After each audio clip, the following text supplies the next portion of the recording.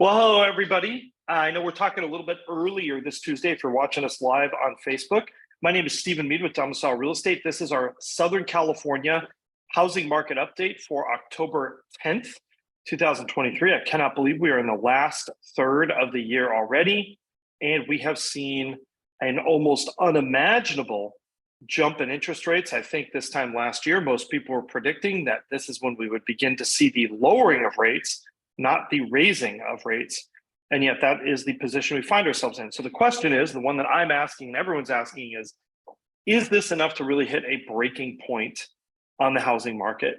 And the answer is yes and no. It depends very much on market segment because buyers have vastly different sensitivities to interest rates. So we're going to talk about that and give you some information if you're a buyer or a seller in this market that you can use to help make better real estate decisions, which is really what we're about. That's what we do with our clients on an individual basis.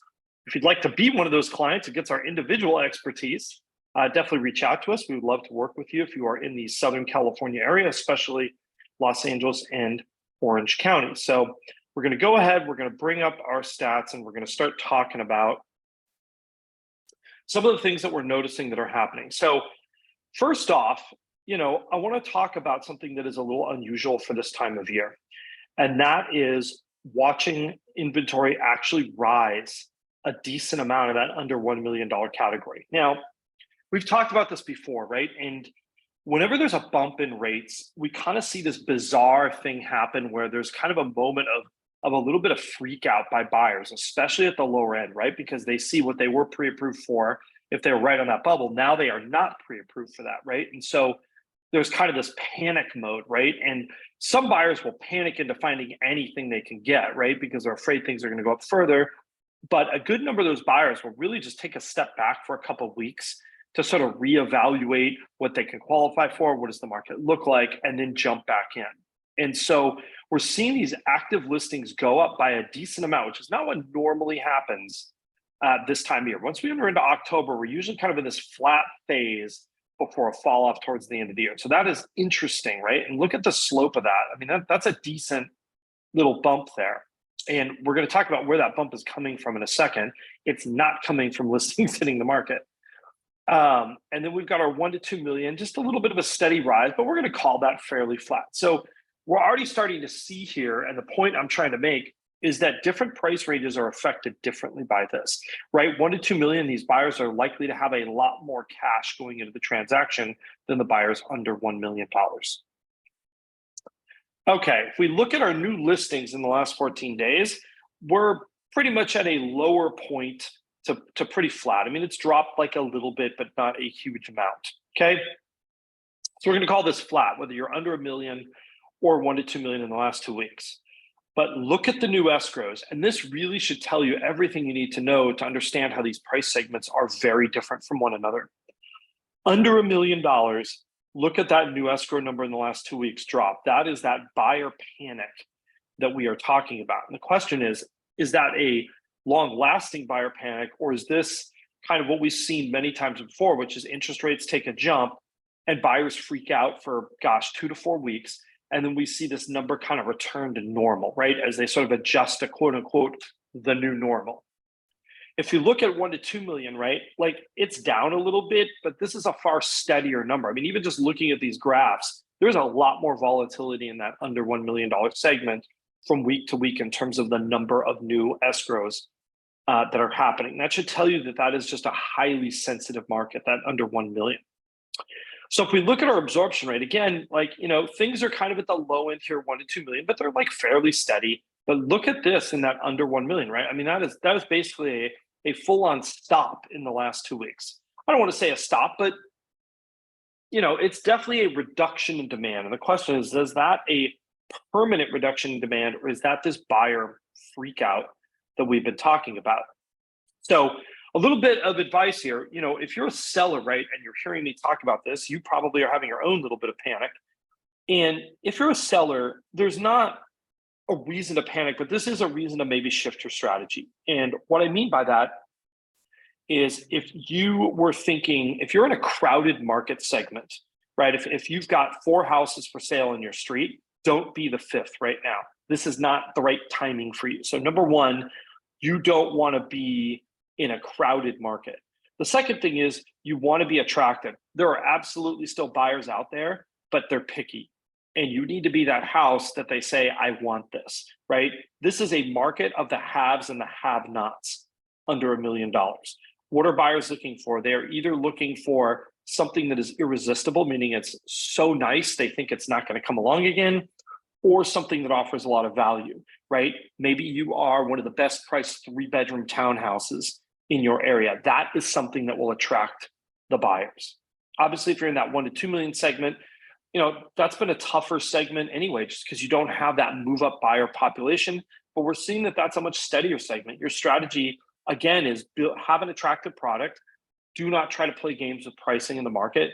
Now is not the time to test for a new high in your neighborhood.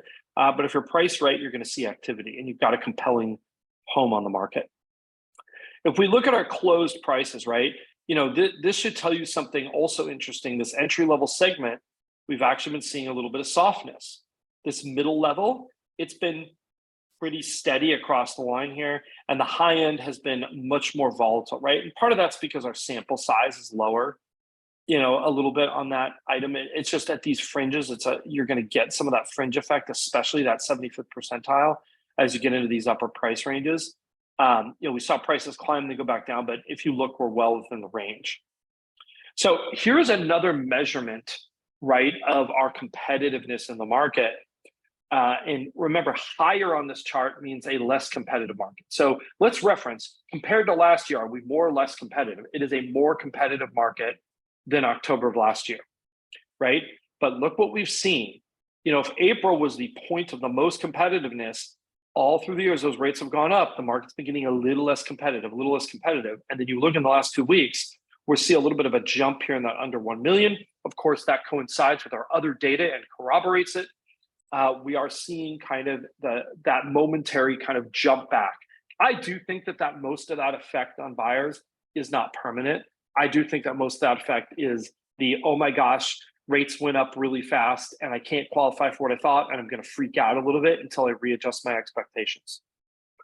If you look at our close to list ratio, that's still riding in this 101%. And part of this is, again, some advice here for both the buyers and the sellers. I think the winning strategy in this market is to price competitively to get activity.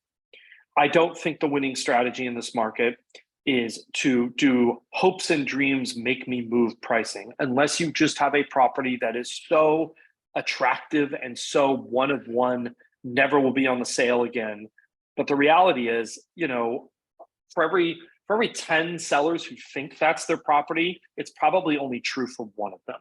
So unless you're that kind of a property, you really can't be commanding that market making power right now.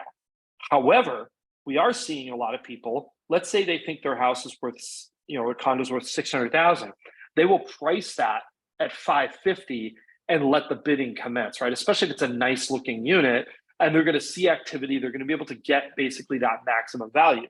Likewise, if you're a buyer, don't be fooled by list prices. List prices are a strategy. They are not always indicative of what something is worth. So really you want to lean on your agent to be like, is this going to go for more? Is this a realistic price? What do we think about that?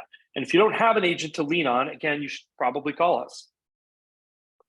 Days on market for new contracts. So this one did surprise me. I thought this number would have jumped up. And, we calculate this a little bit differently than other people do. And there's a reason for that. This is days on market for new contracts. So this isn't days on market for all the properties that are out there. This is the days on market for the ones that are actually getting offers and going into escrow. And what this tells me that buyers are picky and that they are totally jumping on houses that are desirable. What are sitting are the ones that are undesirable. Now, if we look at our three-way chart, again, I have a little bit of concerns here because this rate jump, what this has done is this has popped us into that. We've got two segments on this graph here. And I like to see these numbers close together. Again, this is our payment index versus our single family home rent index going back to June of 2018, which, gosh, is now, over 5 years ago, right? these numbers do need to be close together. I do think that what we're going to see is at some point, these rates are going to drop. I cannot give you a month that I think that's going to happen. I think it would be imprudent. I think a lot of pundits and experts were proven caught off guard maybe by some of the events in the last month. Those employment numbers are looking way too good. But when that starts happening, I don't think you're going to see rents go down in single family homes. You're just going to see this payment index number start to come back to get close to this. That's sort of my general prediction of what's going to happen, sort of in the long run. Finally, we have probably the ugliest chart in our slide deck here, and that is prevailing mortgage rates. I have been resisting the urge to add an 8% bar here because I just don't want to do it. But I think we are getting to the point where we are going to have to go ahead and add that 8% going forward. Anyhow, that is our update for you for our October 10th SoCal Housing Market Update. Once again, I'm Stephen Meade. I'm your host.